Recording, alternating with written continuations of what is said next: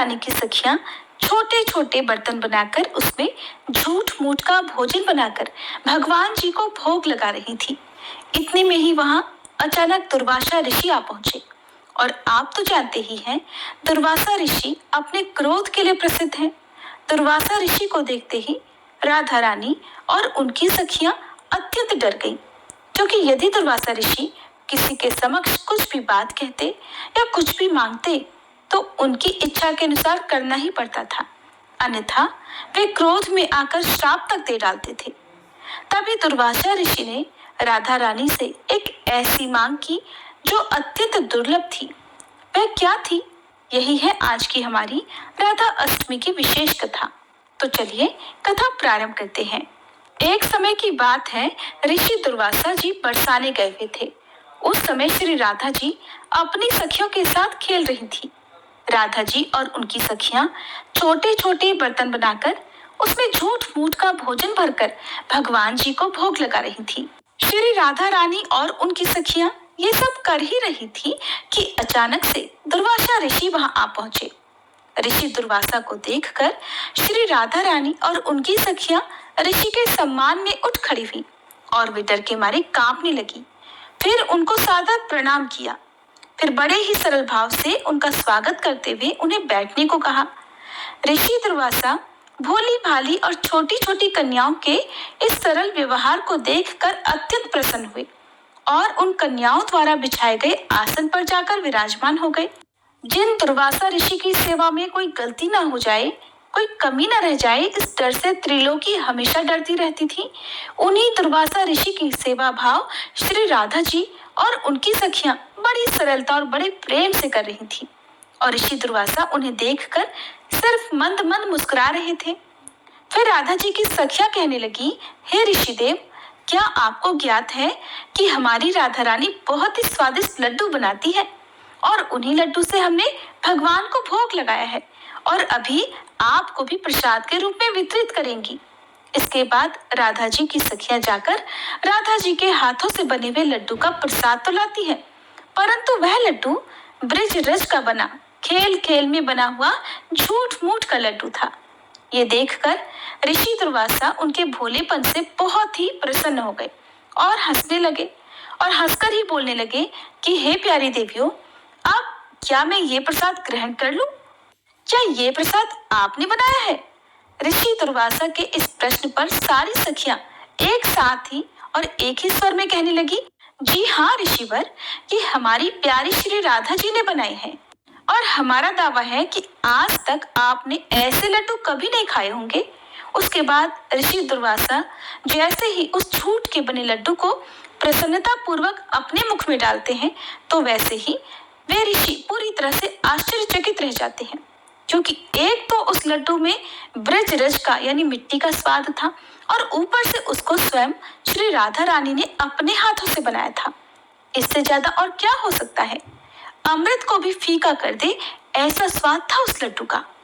वो लड्डू खाकर ऋषि दुर्वासा की आंखों में खुशी के आंसू भर आए और उसके बाद अत्यंत प्रसन्न होकर उन्होंने श्री राधा रानी को अपने पास बुलाया और बड़े ही प्रेम से उनके सिर पर हाथ फेरते हुए आशीर्वाद देते हुए कहा कि बेटी राधा, आज से तुम अमृत हस्ता हुई, अर्थात अमृत बनाने वाले हाथ। तुम्हारे हाथ से बना हुआ भोजन या कोई भी पकवान खाएगा वह दीर्घायु वाला और हमेशा विजयी होगा। ऋषि दुर्वासा जी धन्य हैं जिनके आशीर्वाद ने श्री कृष्ण और राधा रानी की अत्यंत मनमोहक लीला के लिए एक मार्ग दिखाया। अब सुनिए राधा रानी की एक और कहानी। बरसाना में एक भक्त थे ब्रिजदास। उनकी एक पुत्री थी जिसका नाम था रतिया। बस ब्रिजदास के परिवार में यही थे। कुल मिलाकर पुत्री और पिता यही उनका परिवार था। ब्रिजदास दिन में अपना काम करते और शाम को श्री जी के मंदिर में जाते, दर्शन करते और जो भी संत वहां आए हुए हों उनके साथ सत्संग किया करते। यही उनका नित्य कर्म था। एक बार एक संत ने कहा कि भैया, हमें नंदगांव जाना है। हमारे पास सामान तो ज्यादा है लेकिन पैसे नहीं है, नहीं तो हम सेवक कर लेते। क्या तुम हमें नंदगांव पहुंचा सकते हो? ब्रिजदास ने तुरंत हाँ कर दिया। ब्रिजदास ने कहा, गर्मी का समय है, सुबह जल्दी चलना ठीक रहेगा, जिससे मैं सुबह 10 बजे तक घर वापस भी आ जाओ। संत ने कहा कि ठीक है, मैं सुबह 4 बजे तैयार मिलूंगा। बृजदास ने अपनी पुत्री से कहा कि बेटी, मुझे एक संत को नंदगांव पहुंचाना है, मैं समय पर वापस आ जाऊंगा, मेरी प्रतीक्षा मत करना।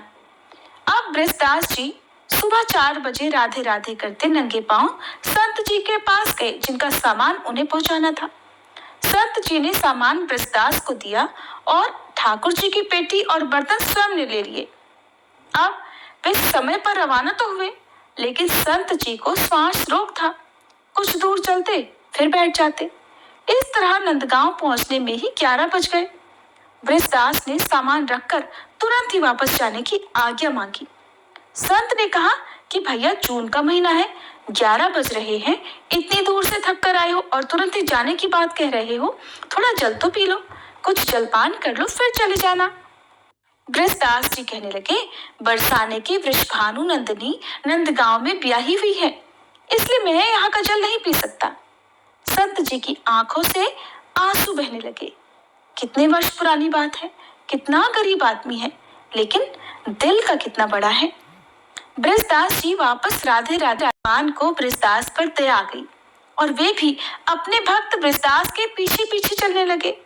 एक पेड़ की छाया में बृजदास रुके और वहीं मूर्छित होकर गिर पड़े। भयानक गर्मी थी, ऊपर से वे बिना पानी पिए ही वापस चल पड़े थे, क्योंकि उनका ऐसा मानना था कि राधा रानी उनकी पुत्री हैं और पुत्री की ससुराल में पानी पीना भयानक पाप होता है। भगवान ने मूर्छा दूर करने का प्रयास किया, लेकिन बृजदास की मूर्छा दूर नहीं हुई। तब भगवान ने विचार किया कि मैंने अजामिल, गीध, गजराज को उतारा, द्रौपदी को संकट से बचाया, लेकिन इस भक्त के प्राण संकट में हैं और कोई उपाय सूझ नहीं रहा, कोई उपाय लग ही नहीं रहा। बृजदास राधा रानी का भक्त है, अब तो वे ही इसके प्राणों की रक्षा कर सकती हैं, आखिर उनको ही बुलाया जाए। भगवान भरी दोपहरी में राधा रानी के पास महल में गए। राधा रानी ने श्री कृष्ण को इस भयानक गर्मी में आने का कारण पूछा। अब तो वे ही इसके प्राणों की रक्षा कर सकती हैं, आखिर उनको ही बुलाया जाए। भगवान भरी दोपहरी में राधा रानी के पास महल में गए। राधा रानी ने श्री कृष्ण को इस भयानक गर्मी में आने का कारण पूछा। अब भगवान भी पूरे मस्खरे हैं, कहने लगे, तुम्हारे पिताजी बरसाना और नंदगांव की डगर में पड़े हैं, चलकर उन्हें संभालो। राधा रानी ने कहा, कौन पिताजी?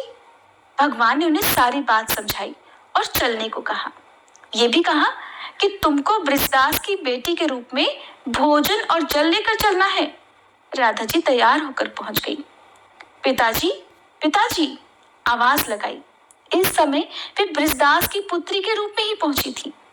बृजदास जी ने सुना कि उनकी पुत्री उन्हें आवाज लगा रही है, तुरंत नींद से जाग गए और बेटी के चरणों में गिर पड़े कि बेटी, आज तू नहीं आती तो मेरे तो प्राण चले जाते। फिर बेटी से कहा कि आज पता नहीं क्यों तुझे बार बार देखने का मन कर रहा है। राधा रानी कहने लगी, माता पिता को अपनी संतान तो अच्छी ही लगती है ना पिताजी, लीजिए अब आप भोजन ग्रहण कर लीजिए।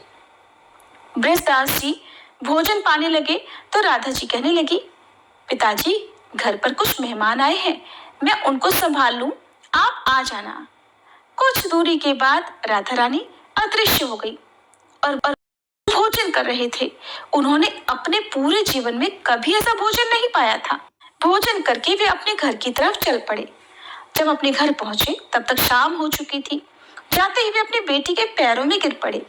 बेटी ने देखा तो अपने पिताजी को उठाकर कहने लगी, पिताजी आप ये क्या कर रहे हैं? बृजदास ने कहा कि बेटी, आज तुमने भोजन और जल लाकर मेरे प्राण बचा लिए, अगर तुम नहीं आती ना तो आज मैं जीवित वापस नहीं लौटता। बेटी ने सुना तो हैरान रह गई, कहने लगी, नहीं पिताजी, मैं तो यहाँ से कहीं भी नहीं गई। बृजदास ने कहा, अच्छा बता मेहमान कहाँ हैं? बेटी ने कहा, मेहमान? पिताजी, हमारे घर में तो कोई मेहमान भी नहीं आया। अब बृजदास के समझ में सारी बात आ गई थी।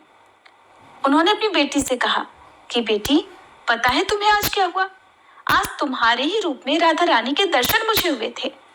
और जब बेटी को ये बात पता चली तो वो समझ गई कि राधा रानी ने आज उनके पिताजी पर प्रसन्न होकर उन्हें साक्षात दर्शन दिए थे। ऐसी है राधा रानी की महिमा। अगर किसी भक्त पर राधा रानी की कृपा हो जाए तो फिर वो अपने भक्त के लिए कुछ भी कर सकती है। कुछ भी कर सकती हैं। जैसे राधा रानी ब्रजदास जी की पुत्री बनकर उनके समक्ष प्रकट हो गई। प्रिय भक्तजनों, अब भक्ति के सागर में गोता लगाते हुए आप श्री